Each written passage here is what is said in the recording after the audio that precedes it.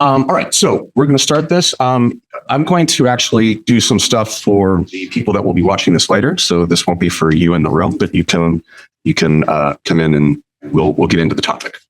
All, are you ready? Yeah, I was just trying to get. We don't need to see ourselves here. I was trying to pin Phil. So there we go. There we go. That's what we needed. Ouch! They're all on the big screen. Okay, ready, guys? All right. Where am I looking, by the way? You can look. Your camera's there. And the camera's All right. Here we go. Can I stand? Or are they cut off? Looks where Wendy's looking. No, I can see you. That's right. Yeah. All right. Here we go.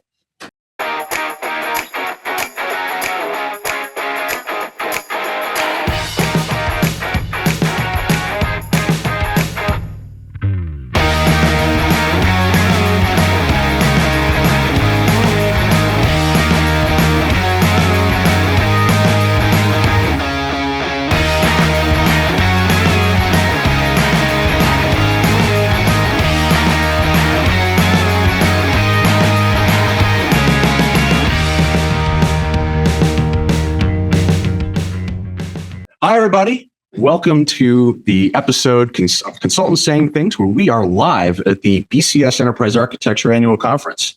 I'm joined by Wendy Keene, of course, in your delightful merch with consultant written on it. We have Oliver Cronk. And, of course, we have Big Phil. So this whole conference is about enterprise architecture, and there's been great sessions all day. And a lot of the things that we've heard, right? We all know. I think everyone in this room would agree. Enterprise architecture, especially in a consulting practice, can deliver great value to an enterprise, right? You can solve big problems, big hairy problems, and get those things resolved. I think we would also agree. EA has a lot of challenges, right? When it comes, especially in consulting, when it comes to how we first get a consulting engagement around enterprise architecture. They're often hard to sell. And then how do you deliver it in a way that the clients see maximum value returned from that engagement? And of course, then, it can also apply to internal EA engagements as well inside of an organization. So we wanted to sort of tackle that topic and talk about how EA has been evolving as it does and it responds to change. And I think especially with a lot of the emerging technology and changes and whatnot, it's going to have to continue to evolve. And it's certainly consulting itself as an industry has also had some challenges and some headwinds. And so if you put those two things together, I think there's some value in actually talking about it. We talked about enterprise architecture before quite a lot, business architecture, of course. But Oliver, you came up with a brilliant idea for this topic. Well, can I tell you why? Because I want to get a show of hands in the room. How many of you are consultants? Because we asked, decent number. How many of you would consider yourselves as a maybe a client organization that employs consultants? Even if you don't today, you could. So it's a really nice split, and I've noticed this in every annual enterprise conference I've been at the last few years. There's a really nice mixture of people on both sides of the equation. So, given the podcast we run around consulting, I thought, well, let's get get a chat going. So, we're going to talk a bit about this topic, and then we'd love to kind of bring some of you in who are perhaps brave enough to kind of throw your thoughts about how to get the best out of that relationship, right? Because it's a different kind of relationship to perhaps traditional tech consulting, where you might effectively bring some people in with some certain skills, they drop into the project and they deliver for you. The EA, it's like what Wendy was saying in the keynote this morning, the EA and the business architecture pieces are far more strategic, they're far more long-term. So how do you sort of square the equation of having a consulting firm come in to do a fixed term engagement, potentially wanting to extend it? Because let's face it, some consultancies do like to do the whole land and expand thing. How do you sort of manage that? How do you, and I think we just touched on even by Petra just now on how was that session that they had. How do you get the kind of consultant to kind of be embedded within the organization at that strategic level? Because if they're not, then you're not going to get the value. And often, let's face it, often enterprise architecture and strategy consultants aren't cheap. The day rates are expensive. So you as clients want to get the most out of that. And so I kind of thought that this room could be a really good opportunity to kind of come together and just talk about the different sides of that equation. What have we found works well? What are the pitfalls? And so I'm quite fortunate. I've worked on both sides of that equation. I've worked for Big Four. I've worked for niche consulting. I'm currently in sort of a small, medium-sized technology consultancy. And so I've equally been, at places like Nationwide and banking and energy companies where we've had consultants kind of come in. So I've seen both sides. So I've got perspectives on this myself. I'm really keen to hear Ian and Phil's thoughts, but equally when we get to yourselves to hear some news. Speaking of being keen, I was actually wondering, Wendy. Look, thank you, sir. Look, the three of us have came from a technical background and delivering. It's very you can touch things, right? I get this thing, I run a project. At the end of it, I get a thing, I can use it. Right? Your type of architecture and the type of work that you do is a lot more. It's more impactful, I would argue, but it's also, I think, a little more abstract, a little more intangible. Intangible, thank you, is the word I was looking for. Thank you, Oliver. But what's your comment on that? Because I mean, you've done this a long time. I'm not suggesting that she's old. You look great. But I mean, what's your take on that? Because we might have a little bit, I think, of a different mindset maybe when we look at some of this stuff from a technical background. For sure. And I do think that the business architecture and that strategic angle that we've been talking about, it is more intangible, which I think it includes mindsets, it includes change of behavior, ways of thinking, and it becomes a long game, right? It becomes a longer game to really institute that change.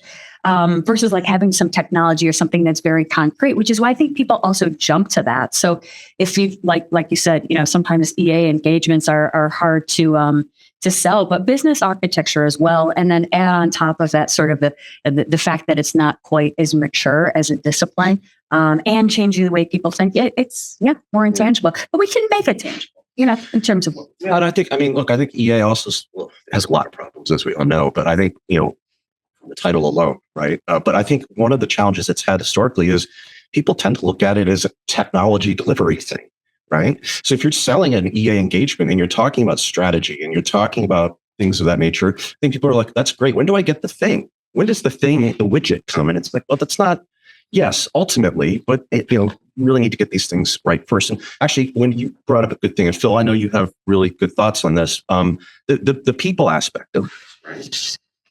And Phil, I mean, we were chatting earlier, and I know we've talked a lot about EQ, and just for everyone's edification, I did go to therapy for some empathy training, so I try to throw that in as. When does that start? By the way, when does that kick in? Is the question. That'll be later at drinks. You won't be there for that. Yeah.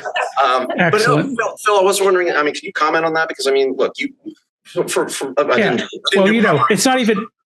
I didn't do proper. It's not even my style to answer a question, right? I'm just going to ask a question. And I go right to Wendy on this because Wendy hit this early on, right? Wendy, this is a long game. You're selling insurance. And to do that, you need to build trust. And I know that you know that. So what we want are your secrets for building that trust early on. Because when you walk in, you don't have that necessarily, right? And so we've seen some people talk about expert from afar and all of those kinds of things that come in. But the fact of the matter is, we got to figure out how to build that trust early on, because if we don't, no one's going to listen to us when we're talking later. Does that come down to outcomes? Is that really what we're talking about? That EA has got to deliver outcomes. And you have to demonstrate that in order to have that trust. I think it's bang on. I threw in the word intangible because that's, I think, one of the biggest problems. And there's been discussion. I love Lorne's presentation earlier today around getting out the boxes, right? Because I think that's if the business just see a really technical, what in their eyes is a very technical picture with boxes on, it's not helping them understand that this isn't just about tech. It's about business. It's about the people. It's about the process. It's about all the things.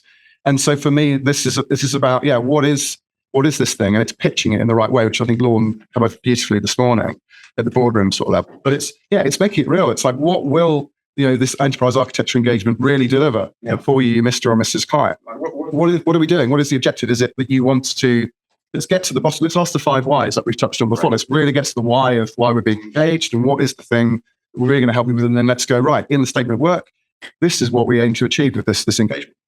I think that is exactly spot on in those outcomes, right? But it's also, to Phil's point about trust, it's bringing the people along with us. And that is something we do every single day, how we work together. And then when people ultimately see and feel it, right, that's when that real trust comes, right? When they really can get in front of them. I mean, there is that. Sorry, go ahead, Phil. Yeah, let me just one thing on what Wendy's saying, because I think there's one other piece. It's super easy to miss, but I think Wendy gets this, is that we want to bring people along. We all agree to that. The problem is we start by standing on the other side of the bridge, and we want them to be where we are. We know they want to be where we are, but I think sometimes it's really easy to be frustrated with the fact that they're way over there and they can't see the way across, and we're trying to figure out how to help them. But the thing we have to know at the beginning is we have to meet them where they are. There's a challenge there, right? I mean, Yeah. there's one thing to do. Let's say you do that and you get that, you've done it. You also have to go through procurement. Do you know what I mean? To sell. Yeah, right. Yeah, agreed. To get in the door, there's got to be, okay, look, there's the purist approach of everything we're saying, the way it should be. And then there's also sort of a brass tacks thing. Like if I put enterprise architecture engagement in the procurement, in the statement of work, and I'm saying, we're going to deliver value, we're going to transform the enterprise, all that's, they don't know. They want to know: are you a project manager? Are you a technical delivery? Are you a Databricks guy? Like, what are you? And there's a challenge in getting the work sold. And I think what I have seen, right, in selling some of this work, is that you kind of have to go with this is 75% accurate kind of thing to get through the procurement organization. They don't frequently know what it is we're doing, right? What do you see? Because you're big for. Yeah, well, used to be. Yeah. I think, this is where I really love later to kind of hear what other people's experiences are, but just got to make it real. Like, it's what is this thing? And if it's more on the strategy side, as when you were saying earlier, like make it connected to the sort of, the business outcomes of it, or the company mission, or, whatever it is that's going to get the boardroom, and the procurement team to understand what is the value of this. It's kind of, the beauty here is when you can express this, as I'm struggling to, you can express this clearly, right, to the different business stakeholders, so that they get that it's not just this techie thing, that it is this thing that's transformational in nature and requires their buy-in. Because that's the other thing I would say is, it's not good enough just to sell that we're going to do stuff for them. What do we need from you? And how do you, because otherwise it's collaborative. We've got to be collaborative, right? Otherwise this is just, it can't just be slideware. Like we rock up with some slides and we keep them. Although we've been there, of course. Yeah, of course. But this is really going to land and actually deliver outcomes. It's got to be that collaborative kind of bring the business forward in the direction that we. Can you do that without resorting to quantitative benefit type stuff? You're going to make $100 million by implementing, whatever. We do this EA engagement. Can you articulate and sell at that abstract layer, or do you have to get down to dollars? Pounds. It is hard to quantify. I think EA is one of the trickiest things to quantify for a variety of reasons. It's long term. It's conflated with all sorts of other things that are going on. But I think we can always bring measurement back to, at least minimally, right? Are the things that we're doing aligned back to business strategy and business direction and, business things that we're trying to achieve? I also think every EA team should have value proposition and ways to measure that. And value propositions can be different, right? We've talked about strategy execution. If you're really focused on cost, or you're focused on, doing acquisitions in a really repeatable way, like the metrics are different. So I do think you can measure it from that. Is it easier if you're an enterprise architect in an enterprise architecture group within an organization? Because presumably you've done some things and you can point out and say, look, we were able to get, whatever it is, implemented and sped things up or whatever it is. Doing it as from an outside perspective, you've really got to make sure that you have good case studies of the work that you've done previously, that you can articulate clearly what you can bring, what you can do for the client. And then also how the client can take what you've done and continue to move that forward on their own, right? In other words, you don't want to land and expand and stand or whatever the other one is, right? You don't want to be there forever, right? Or no. I know Phil's been monitoring some of the online stuff during the day, and Phil, there's some stuff I know that's stood out to you, right? So I'd love to kind of get some of your take on some of the things you've seen people observe on the right. Seems like. Yeah, a lot of the questions that have shown up inside the chat are in fact about this communication piece of it, right? How do we get in? And I get it. We've got our plans, they've got their plans. And I keep wondering, how, and the thing is, and we might even have figured it out. Here's a question.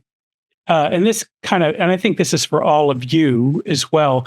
And it kind of came up when I was thinking about Wendy's presentation this morning, and I was watching that, and I was thinking, we know that one of the things that we have is that there's a difference between complicated systems and complex systems, right? One thing we can know what's going forward, and the other we just can't. And I think that in most of these, we're dealing with complex systems, not complicated systems. And therefore, what we are really trying to do is to get an organization into a stance where it will be better able to handle the slings and arrows of outrageous fortune. By the way, I want to just fling in a little bit of British kind of whatever right there. I came right across the pond, right? Yeah. No, that was great.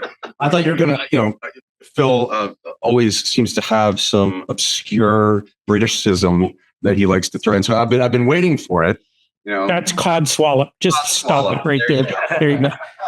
The purpose of this is to enable an enterprise to do things without having to resort to armies of eccentric consultants, right? No offense. Yeah. Or PwC, whoever, right? And so I think part of that it's relationships, right? It's all the things that we normally talk about. Are you asking the right questions? Are you engaging in the right way? And I think you mentioned EQ earlier about some of the things still that that you were observing. What are your thoughts on making sure that we've got the right level of engagement and we're communicating in the right way?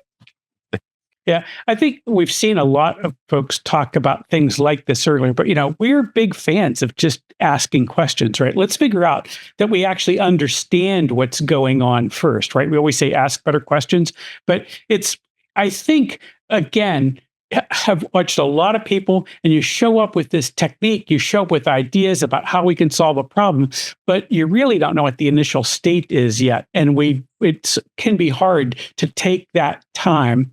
I think Wendy had said earlier that many organizations are sort of action oriented, right? So everybody wants to look like they're moving, taking steps all the time, when really taking stock is the right step, right? Let's take an assessment of where we are and make sure instead, and I get it, we don't want to be there all day, but really understanding the situation, asking some questions to figure that out, trying to figure out what people really want. It's funny, I was in a conversation with somebody yesterday on this very consulting thing, and he said, one of the things I've realized in my company is that I am better at lying to myself than anybody. I can tell myself stories about where we are and what we're up to, and I need someone to help me pull those threads and figure that out. How do you become aware of that, and how do you get out of it? Is it hiring good business architects? Absolutely. In bulk. It's cheaper by the gross. If you get 4 of them at a time, it's a lot cheaper. Yeah. Any thoughts on if you're inside the organization? It's one thing to be aware of this. It's another thing to say the right way forward is for me to bring in a good person to help me connect my strategy with the things that my team is doing. Is that the right answer for those that are hiring enterprise architects? Yeah. So I'm only half pausing because it depends on what you're trying to do. I love it. It depends. That's the answer. That's the classic architect. Right. That's great. Right. So it's fit for purpose, is what you're saying. It's fit for purpose, but I think there's a point. I know it's obvious to people here and to us, but it's kind of the undercurrent of all of these answers, which is we're trying to build a function. We're trying to, as Phil says, build an environment that can be resilient and sustainable. Yeah. And then we're also at the same time trying to change that business and technology environment as our world keeps evolving. So it's part of it is building out the architecture function, and then part of it is applying that function to projects, to things that we're trying to do. And so those things have a constant interplay. And no matter where we come at this, right? Even if it's to your earlier question, Chris, about, people, is it hard to, how do you get to procurement? people may take a project route or a tool route to have something tangible so that they know they can contribute to the other function side of this. So to your point about like, who do you hire and when, like I'm always going to say, build your architecture function, but test it, apply it on projects and use those as opportunities to like, lead with value, build as you go. What I heard you say is that big companies should hire consultants to help them figure that bit out. I think that's a great answer. But actually, QR code to scan for hiring coming up. but not that you're asking, but my own personal perspective, I think architecture is an internal function and it's got to be rock solid. I think it's competitive advantage. Every company needs it. And so I think the very important role for consultants is to help establish and mature when we have that expertise to help get buy-in and sort of be those advocates and, move things when we need to, and to help bolster capacity. Yeah. As well. I think you're right, Wendy, because let's face it, like a full-time employee is probably arguably the most aligned to perhaps the company perspective and company mission and goals. Are they? Yeah, look, we can debate, I guess, but an outside consultant, yes, they bring in experience, they bring in skills that you maybe don't have inside. And I love Wendy's point about using that as an exercise to build that muscle that you don't have in the organization. Because my perspective on this, having sat on both sides, is like you need a strong core, even if it's not a very big architecture team within the organization. You need something as a foundation stone to kind of then bring in other services. Or unless you're really, really small and perhaps you need a fractional architecture sort of capability, like fractional CTO type service. But yeah, I honestly think you need that North Star within your organization, because then that is, it's privy, doesn't need an NDA to get the latest company, all hands updates, etc. You know that you should know the objectives, goals. Yes, some of the relationships may get political and difficult, and maybe a fresh independent consultant coming in and going, look, come on guys, stop messing around, put your sharpened spears down, sharpened pieces of mango, I think someone once described them to me as. Play nice, let finance, whatever it is, stop it. Let's actually work out how we do this. So sometimes you need to bring in the consultant for that reason. So that, I stand by it. I think you need at least some strand. That's always been the value proposition that I've seen, right? Where it's like, oh, we're bringing an outside perspective to your internal chaos, right?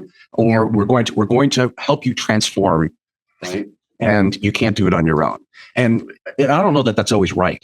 Because I think as we go through this journey of enterprise architecture over decades, right? The big firm I worked for, right? Well, you had a framework called Fit for Growth, and Fit for Growth was really had this root, an enterprise architecture type style engagement, which was helping a company prepare themselves to transform themselves, right?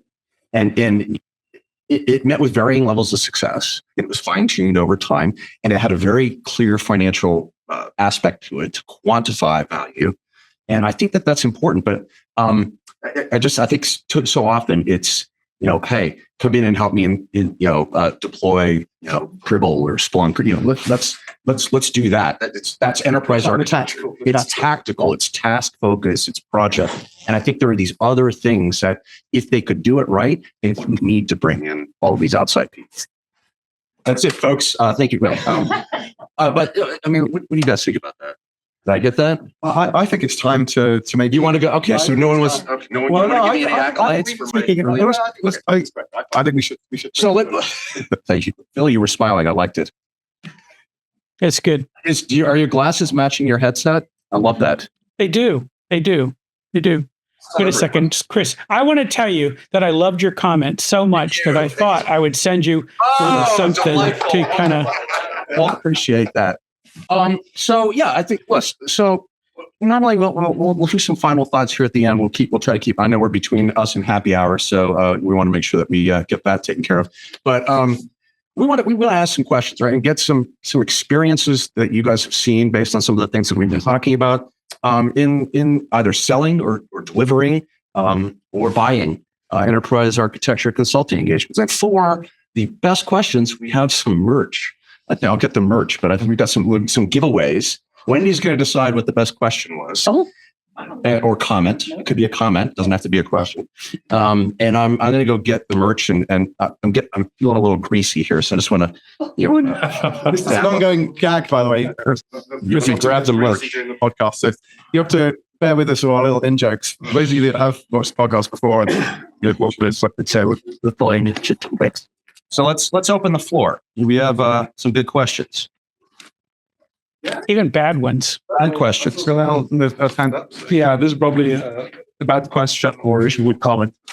Isn't the role of an architect, consultant, or architectural consultant is to give the clients visibility, to actually see where they are and where they're going? Because I think by virtue of the models that we can furnish and how we develop these models using consensus or stakeholder participation, whatever, we get them to see really where they are and what they are in terms of the current operating model, for example, and all the external environmental forces that they have to respond to now, will have to respond to later. It's that sort of visibility and getting people on board. It's very much a people thing. That's why I like the Lorne conversation and about the emotional side of architecture. And actually from studying HCI, International Usability, the role of people's emotions is so amazingly foundational and pivotal to all of this. If I get you completely overlooked, right? yeah, it's about the widget. It's not about people's feelings. exactly. That's why you get people, resisting you, thinking Defensive. exactly. Oh, I think that's really good.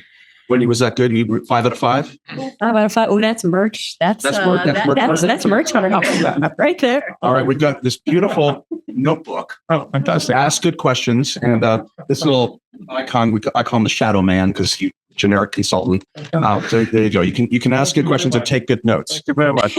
Much, people.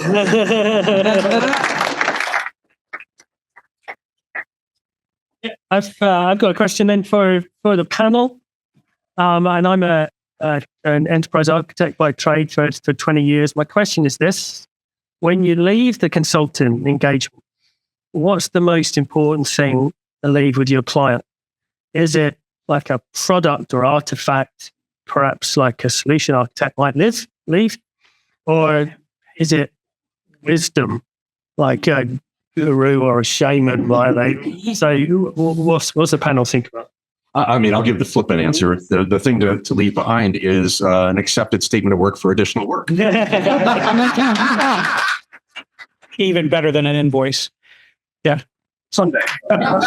Yeah. Nothing statements. Heading out merch. What do you guys think? What's the important thing? Yeah, I think that's. Maybe I'm going to use the classic. It depends, but I won't cheat. Make a stand. Make a stand. Yeah, no, I think I've seen both. I think I've seen their consultants really kind of light a light bulb in their client teams to go, we now get how to go and speak to the boardroom, or we now get how to kind of move from understanding our process view. It's just they brought in wisdom from their knowledge of other clients or a new model or a new approach that we just weren't seeing, and that wisdom is golden, and that's got the value for the engagement. Other times, maybe it's been. I mean, I've seen this myself firsthand. Like consultants come in and just mapped out the systems landscape because they've had the time. Like the day-to-day architect teams are often fighting sort of political fires. Don't often get the time just to shut themselves off, figure out what the big picture looks like, and sometimes it's been, wow, that's what we've got. Is it? And that deliverable, that picture. Okay, it's a point in time, and it will change. It will get stale. So I think I've seen both scenarios, but I guess. To the point I made, the introduction I made earlier, the intangible thing about architecture, I think it probably is more on the kind of strategy and the kind of philosophy rather than, because the deliverable will get out of date, it'll age, you're not leaving behind a deck. No, you're not leaving behind a 40 by 60 plotter printed architecture diagram, right? It's got to be more durable and sustainable. I'm a fan of leaving him with a story, right? So I think in this case, Force down. Is that what you're about to do? You're going to leave us with a story? No. You got to see about that. Sorry. Go ahead. Nice. I like that. By the way, I like this look. Well, check this look out right here. I was thinking about this early. Do I look betafic? Looking down on top of you guys. All right. So here's the deal. I think we leave them with the story. And one of the things I think we forget all the time is, when we're telling stories about ourselves, we want to be the hero. But in this case, we're really the trusted advisor, right? And so what we want to do is we want them to walk away feeling stronger, more capable of making decisions for themselves in the future, right? So remember, we're not Luke, we're Obi-Wan. And the idea is to help Luke get where he wants to go. We're Yoda, my friends. You're a Yoda. We're Yoda. We're a Yoda, small, green, big ears. But the point being that I think we want to leave them with the story that I can do this, right? Yeah, I completely agree. We always would say at this nameless large company I used to work, we always say, got to leave them with a warm fuzzy. Got to give them a warm fuzzy.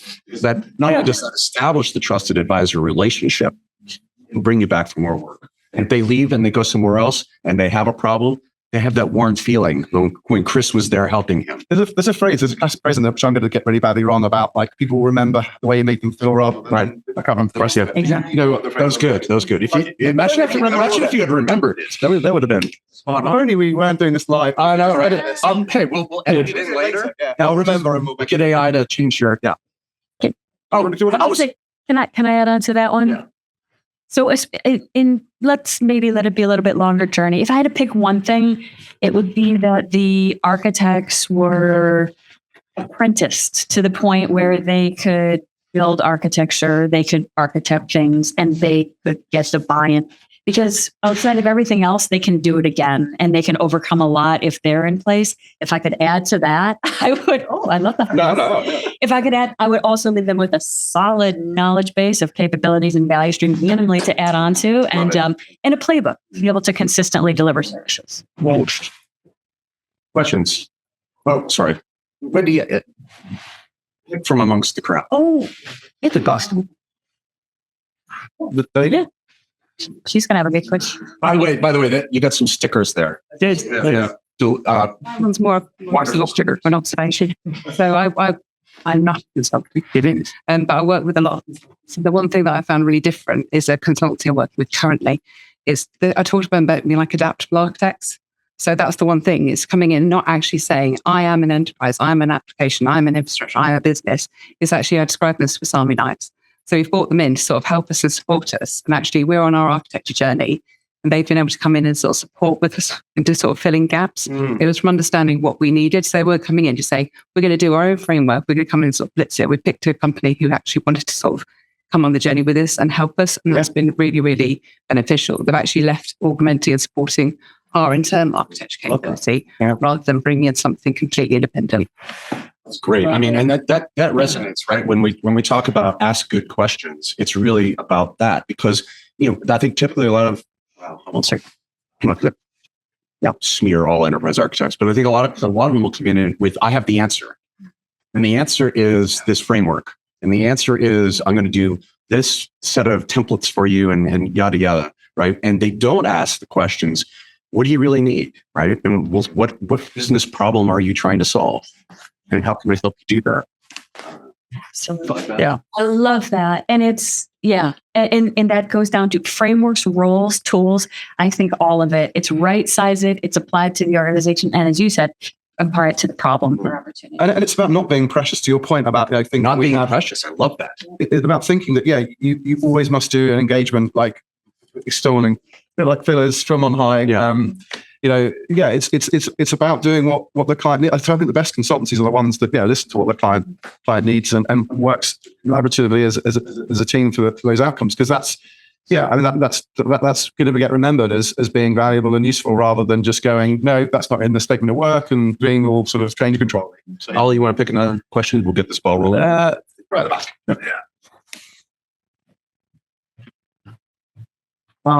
Sorry.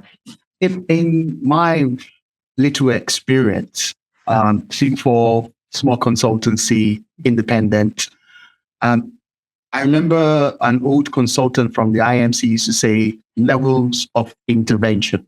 He never used level of intervention. He says levels of intervention. And there are different levels of intervention. So depending on whom you meet in the elevator, what intervention do you want to offer? When I was with EY, we always had a hit team of hybrids. We used to call them hybrids. And basically, they sell a dream. So the hybrids are account managers who are consultants who have either done technology or business architecture or strategy, and they take them as hit teams. They go to these companies and they spill, dreams. Oh, you want to achieve these? This is what you need to be doing in your innovation. So we then do collaboration design with them to say, this is what your future looks like, either from a technology base or a strategy base or an innovation base in your industry. And what do you want to play in that space? How do you see that space? And then they own that and they say, well, do you have an expert that can come and speak to us? And then we start bringing a pool of teams together, a solution expert, an architectural expert, an application architect. And then we go together and then we bring up a framework for them based on what they've told us. And that's one of the key things that you need to do and sell. In my days with EY and Gemini, that I was when in the Big Four. But as an independent today, I refer back to what you said. In my last role, they have a playbook. We call it a playbook. So the playbook consistently covers everything that has been offered, from your strategy to your value stream, down to your initiatives that you want to act on. And we've handed that over to them. I think I was extended 3 times. And at the last time I said, look, I think you got to a stage where you're going to run on. And if you need me, it has to be a different piece of work. And I think that's what we need as architects to do, so that, you get that value that is driven from the playbook that they have. But you've that's good. That's another number. Sell the dream. I love that. Thank you. Well, I think you've touched on an interesting paradox, which is we want to be flexible and adaptable to our clients, but at the same time, you need to have a scope and boundaries. So you can't go endlessly. Sure. We got time for maybe one more question and we'll wrap it up. Yeah. What, in the back? Oh, correct. My back. So you spoke about having a small core of architects, perhaps as permanent staff, and then augmented with consultants or others coming in. I also think there's some stereotypes of consultants. The consultant comes in as villain. It's fair to say, actually, that part of the business is to get cut. The consultant comes in as translator, because the business actually know what they want to do. The person that has the answer can't express it in a way that the person can say yes, can understand it.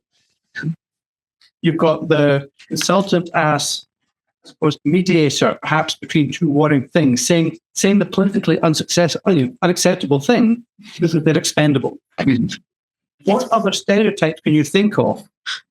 Consultants. That's very good. To be honest, that wins hardest question, I think. I'll give a brief answer to that. The best client experience I've ever had, the client, well, there was multiple extensions and lots of other work sold, so it made it successful. But what he referred to us as was an extension of his eyes and his brain cells.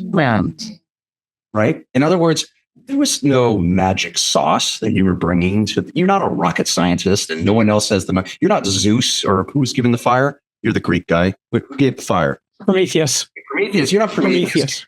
Yeah, you're not giving the fire to mankind, but you are there to help them think about things that maybe they've lost sight of.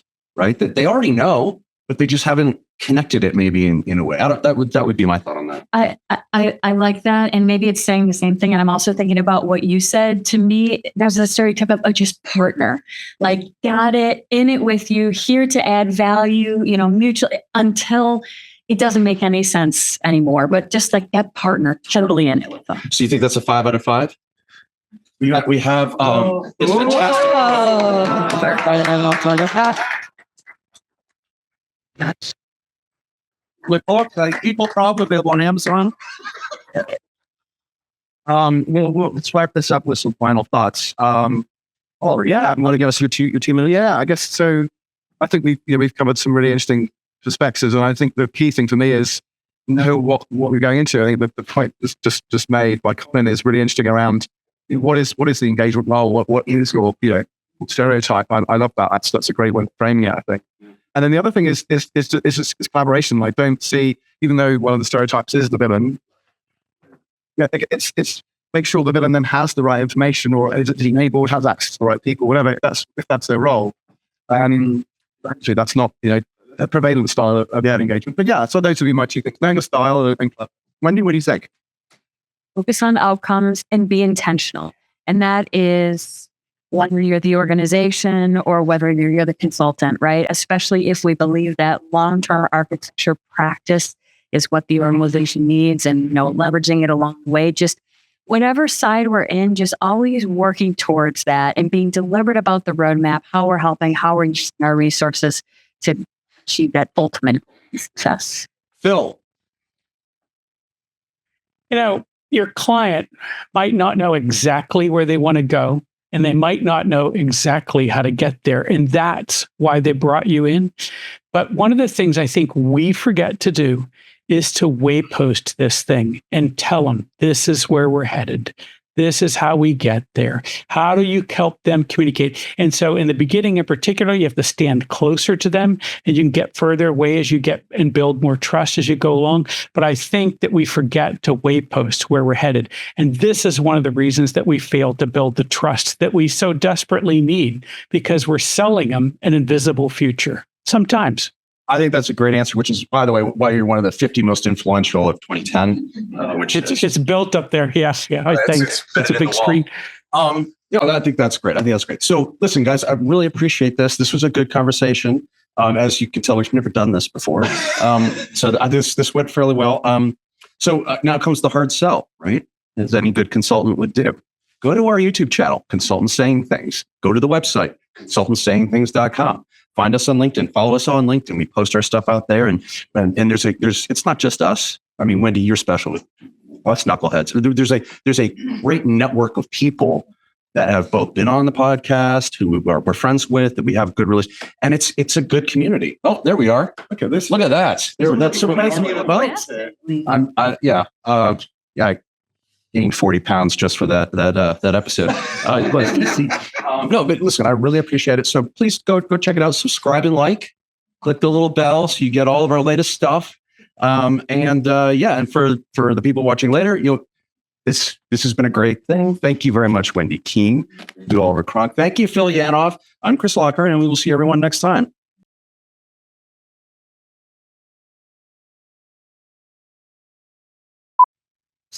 I know that you're very important, but I would also like to be in the. Yeah. My merch that has this. I don't want to say how many BCS rules you've just. I violate. It's not like it's being recorded. Don't ever invite me back. It's okay. Thank you very much.